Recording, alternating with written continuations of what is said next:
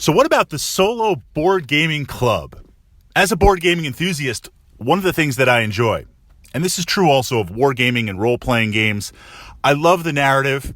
I love setting up this simulation, stepping out of the confines of space and time, but also primarily the social aspects, getting together with a bunch of friends, rolling some dice, pushing some miniatures around, and creating those awesome moments that not only can we experience and live them now, but also in the future look back and say, hey, remember that awesome time.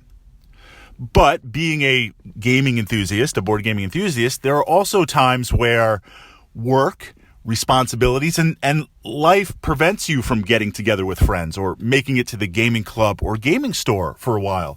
A couple of years back, my work schedule had shifted, and I found myself essentially working till like 1 or 2 in the morning, and I couldn't make it on Tuesdays or Thursdays to the club.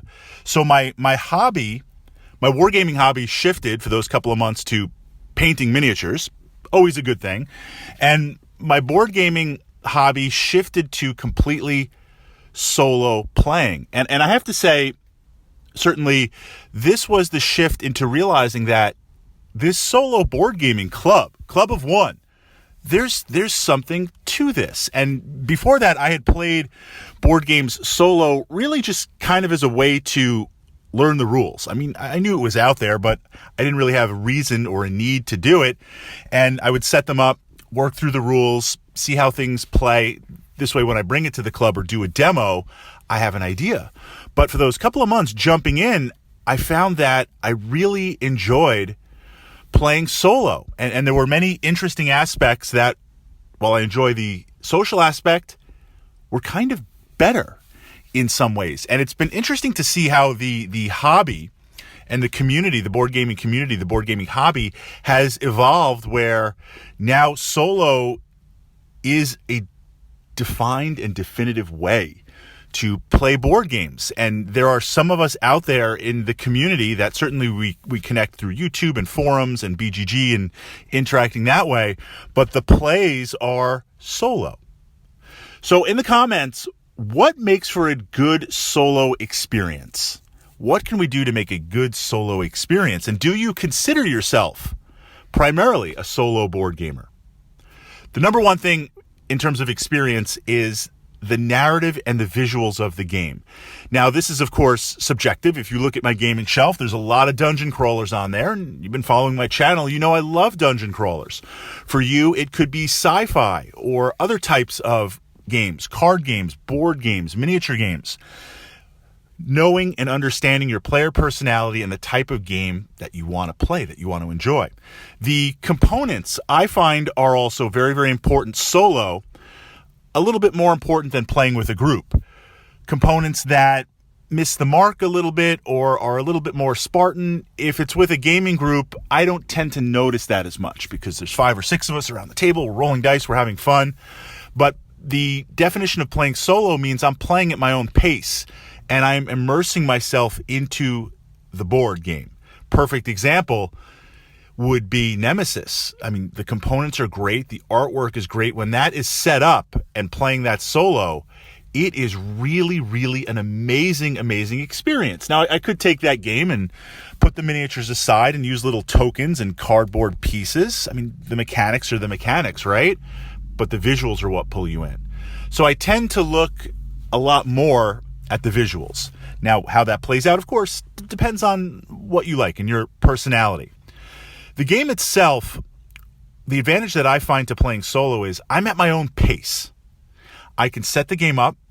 I can play, whether it's one session or I play over multiple sessions and I leave it set up and I kind of come back and forth. But I find that I can make the decisions on my own time. And I often like to just set up the components, play a few rounds, and then pause and say, okay, how do we do this? How can we do this? What's going on? I don't have to worry about, look, we've only got another 2 hours to play and we want to finish the game. Or I don't have to worry about, hey, I'm taking up all my time and someone else needs to go. They need to get their turn in. I find that one of the best aspects of solo board gaming. I can go at my own pace and I can immerse myself in the game at my own pace. Now, in terms of mechanics, more and more we're seeing co-op or games where it's you or the gaming group against the board game itself. And that could be 1 player or 4 players. A great example would be Dark Souls, the board game. And I've pushed up a few of those videos to my channel here under the board gaming playlist. The idea behind Dark Souls is the monsters are controlled by AI cards, a single card, or for the bosses, a deck that shows their actions. And you can play 1 hero, 1 adventurer. You can play 2, 3, or 4. The more you play, the more it scales. So it plays perfect solo where you can do 1 to 4. I want to look at games where I can play multiple characters, but I could also, in theory, play 1 character. And I appreciate the AI if it's complex, such as Kingdom Death Monster, if it's somewhat middle road like Dark Souls, or if it's rather simplistic, in a good way, Zombicide. Invader, Black Plague, Modern. I love that. It's a great solo game. That's the ideal for me. Now, there are some games that have an Overlord component or multiple player components. If there is a way that I can randomize it or I can automate it, and it's just good enough. It's never going to be as good as a real player or a dedicated AI system. But if it's just good enough, that works too. But it has to pull me in. Has to pull me in on other levels. Conan the board game. Conan the board game. That's all I'm going to say on that, because I love Conan the IP. I love this board game, and I'll get off on a side tangent of how awesome it is. But Conan is a miniature-based game where it's 1 versus many. The players play Conan and friends, and 1 player plays the Overlord, where they manage the minions and the bosses in the mission. The Overlord panel's interesting in that you have tiles that represent the units under your control, and you pay resources to activate them, and they're different resources at different times, and there's a management system, a resource management system. You can automate that. Yes, it's never going to replace a dedicated AI or a player, but it's fun enough, and I'm okay given that I love the miniatures, I love the narrative, I love the rules, I love the action system. Like it does it on every other area. I'm okay overlooking that. So that's kind of the approach in.